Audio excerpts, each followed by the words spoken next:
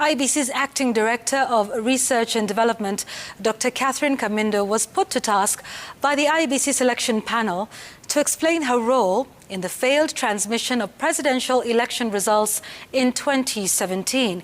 She was then the tallying center manager, and as she seeks to become a commissioner, she sought to absolve the IEBC from blame of the technological challenges, attributing them instead to the country's infrastructure.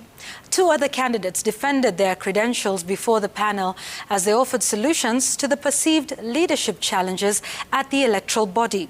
Sam Gituku reports. When she was picked to lead the establishment and management of the Presidential National Tallying Center back in 2017, she may have hoped that hers had been such a thorough job that within 7 days, things would have run as planned and emerged with a credible election. But when the Supreme Court of Kenya nullified the election in September of that year, it was a blow to a commission that had spent months building confidence amongst the public. The IEBC selection panel seeking answers now.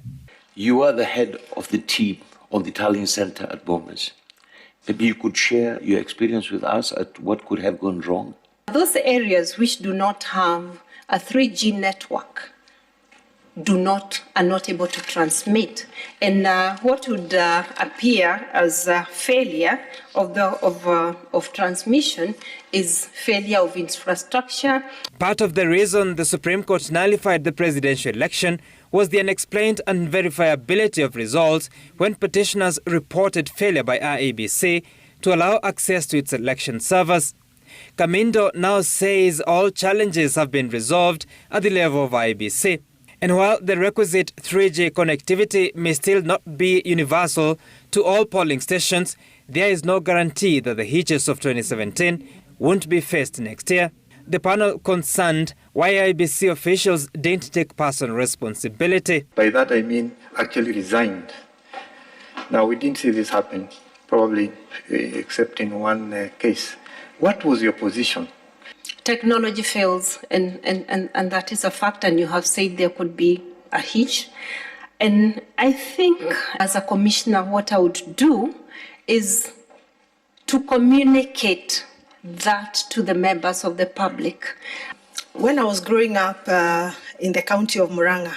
Earlier, Caroline Ng'ang'a, an accountant, business person and board member at the Kenya Tourism Fund, defended her experience as being useful to the IEBC at conflict resolution.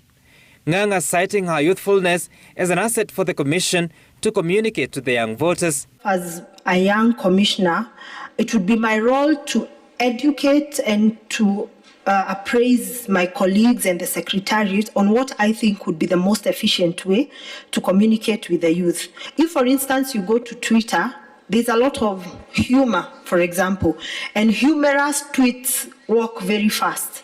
The panelists concluded the day by listening to Cecilia Ngoyoni, a director at the Office of the President in charge of constitutional affairs. She previously worked at the electoral body, promising to use her experience to diagnose the governance challenges at IEBC, which she attributes to legal framework.